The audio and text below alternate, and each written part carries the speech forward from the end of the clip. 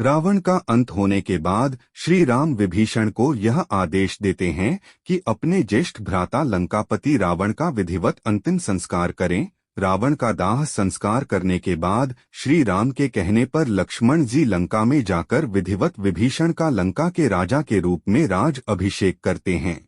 लंका का राजा बनने के बाद विभीषण जी श्री राम की सेवा में आते हैं, जहां श्री राम विभीषण का अभिनंदन करते हैं और उनसे कहते हैं कि अब वह देवी सीता को सम्मान के साथ उनके पास पहुंचा दें। विभीषण श्री राम की आज्ञा का पालन करते हैं और सम्मान के साथ माता सीता को पालकी में बैठाकर श्री राम के पास पहुंचा देते हैं। देवी सीता के आने के बाद श्री राम लक्ष्मण जी को अग्नि का प्रबंध करने के लिए कहते हैं और कहते हैं कि सीता को उनके पास आने के लिए अग्नि परीक्षा देनी होगी। सीता माता की अग्नि परीक्षा लेने की बात सुनकर लक्ष्मण जी क्रोधित हो जाते हैं, क्योंकि वह देवी सीता को अपनी माता मानते थे और वह उन्हें अपने सामने अग्नि परीक्षा से गुजरते नहीं देख सकते थे।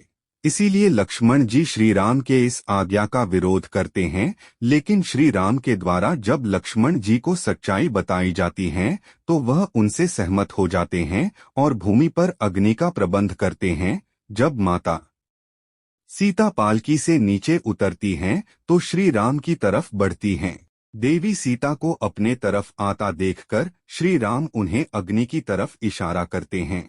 अपने पति श्री राम का यह संकेत सीता जी समझ जाती हैं और अग्नि परीक्षा देने के लिए अग्नि में जलती चिता के बीच बैठ जाती है। लेकिन सब कुछ जलाकर राख कर देने वाली अग्नि माता सीता को तनिक भी हानि नहीं पहुंचा पाती।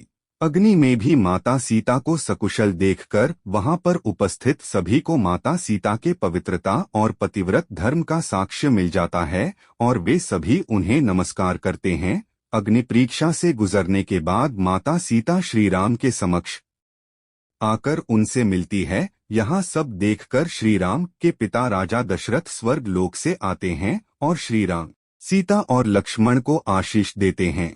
इस सब के बाद श्री राम को यह चिंता होने लगती है, क्योंकि भरत ने श्री राम के चरणों की शपथ लेकर कहा था कि यदि वनवास की अवधि पूर्ण होने के बाद एक दिन भी अगर देर हुई तो वह अग्नि समाधि ले लेंगे, और उनके 14 वर्ष के वनवास की अवधि समाप्त होने में कुछ ही दिन शेष थे।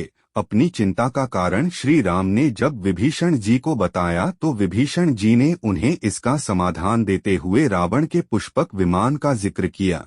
तब विभीषण ने बताया कि रावण का पुष्पक विमान जो उसने स्वयं कुबेर से छीना था, और यह विमान बहुत तीव्र गति से चल सकता है और इच्छा अनुसार अपना आकार बढ़ा या घटा सकता है। इसलिए इस पुष्पक विमान में बैठकर आपके संग हम सभी अयोध्या चलेंगे। तब श्री राम लक्ष्मण माता सीता के साथ साथ विभीषण, सुग्रीव, हनुमान, जामवंत, अंगद, नल, नील आदि सभी पुष्पक विमान में बैठकर अयोध्या की तरफ चल पड़ते हैं।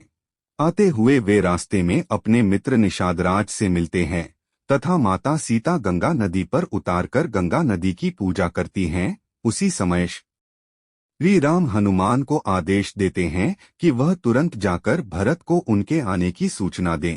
हनुमान जी अपने तीव्र वेग से उड़ते हुए अयोध्या जा पहुंचते हैं और भारत को श्री राम के आगमन की सूचना देते हैं कि श्री राम जल्द ही अयोध्या में प्रवेश करेंगे। यह सूचना पाकर भरत अति प्रसन्न होता है और पूरे राज्य में ढोल, नगाड़े, डुगडुगिया बजवाने का आदेश देता है कि उनके प्रभु श्री राम आ रहे हैं।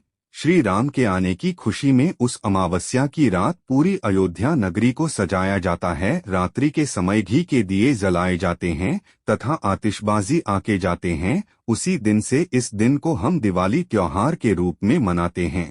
अगले ही दिन शुरू होने के बाद श्री राम पुष्पक विमान में आते हैं और अपने सभी परिवार जन से भेंट करते हैं। कुछ ही समय बाद विधिवत श्री राम अयोध्या के राजा के रूप में स्वीकार करके उनका राज्याभिषेक किया जाता है और उनके राज्य में समस्त प्रजा श्री राम जैसा धीर, वीर, गंभीर और मर्यादा पुरुषोत्तम राजा पाकर धन्य होती है और अयोध्या में राम राज्य की स्थापना हो जाती है। वास्तव में रामायण हमारे जीवन मूल्यों का आधार है, जिसके आदर्शों पर एक मनुष्य को चलना चाहिए। इसमें श्री राम के जीवन कथा को दर्शाया गया है, जिसमें वह अपने कर्म के बंधनों में बंध कर कैसे दुख उठाते हुए भी धर्म के मार्ग पर चलते हैं, जिसमें अंत में उनकी विजय होती है।